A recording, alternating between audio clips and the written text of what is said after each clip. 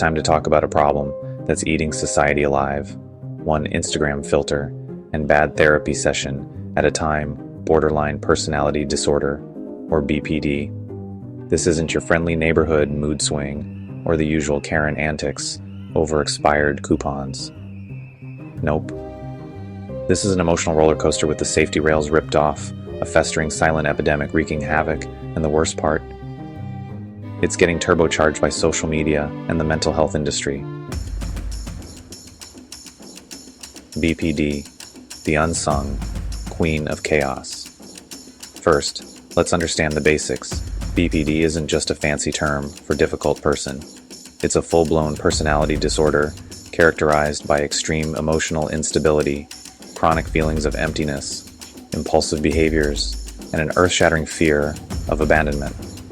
Relationships with someone struggling with BPD are often a fiery combination of I love you more than life itself, and I want to destroy you for looking at me the wrong way.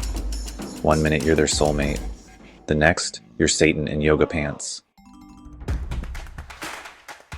Social media is to BPD what tequila shots are to bad decisions, an accelerant. Platforms like Instagram, TikTok, and Twitter don't just amplify emotions, they monetize them. In a world where crying on TikTok gets you sympathy points and public meltdowns are hashtagged into viral fame, we're creating the perfect breeding ground for emotional instability. Why bother working through abandonment issues in private when you can post a cryptic Instagram story and have 100 people DM you?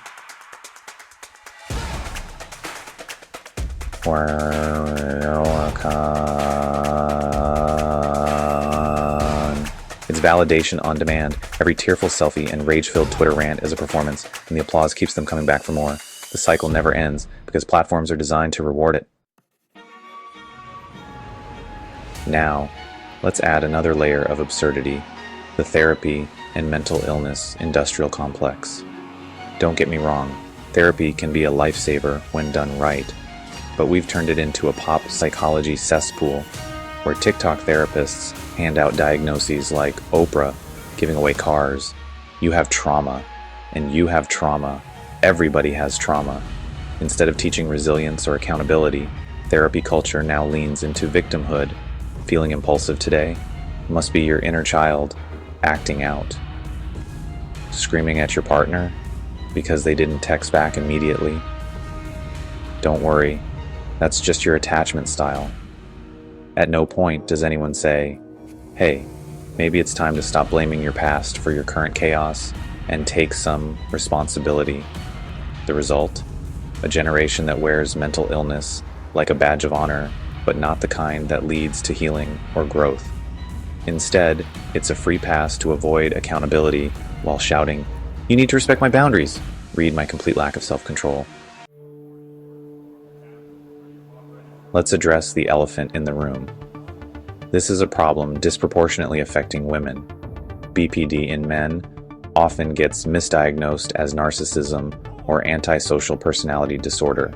Translation: society expects them to suck it up. But in women, especially younger ones, it's become trendy. Society has created an environment where extreme emotional reactivity is not just accepted, it's celebrated. The cultural zeitgeist now rewards behaviors that align with BPD pathology. Overreaction, fierce, boundary pushing, empowered, emotional manipulation, queen energy. Look, I'm all for female empowerment, but maybe we should stop confusing self-destruction for strength. Here's the kicker. It's not just individuals with BPD spiraling out of control. It's society. Social media has turned emotional dysregulation into the new normal. Public outrage is a currency. Narcissism is the default setting. And the therapy industry isn't offering solutions. It's selling excuses. We're collectively adopting the pathology of BPD, whether we have the diagnosis or not. We've reached a point where emotional volatility is mistaken for authenticity. Calmness? That's boring. Empathy? Overrated. What matters is how loudly you can scream, "I'm hurt," into the void. It's like we're all auditioning for a reality show no one asked to watch. Where do we go from here? Look, I'm not here to demonize people with BPD. These are real people with real pain, and they deserve compassion, understanding, and help. But we're doing them, and society, a disservice by glorifying the behaviors associated with it. The solution? For starters, stop letting social media dictate what's normal. Not every emotion needs to be broadcasted. Secondly, let's demand better from the mental health industry. Therapy should challenge people to grow, not coddle them into stagnation. And finally, let's call out the cultural trends that are pushing us towards chaos and emotional dysfunction. BPD is a silent epidemic, but it doesn't have to stay that way. If we're brave enough to have honest conversations, messy, uncomfortable, brutally truthful conversations, maybe we can stop the spiral.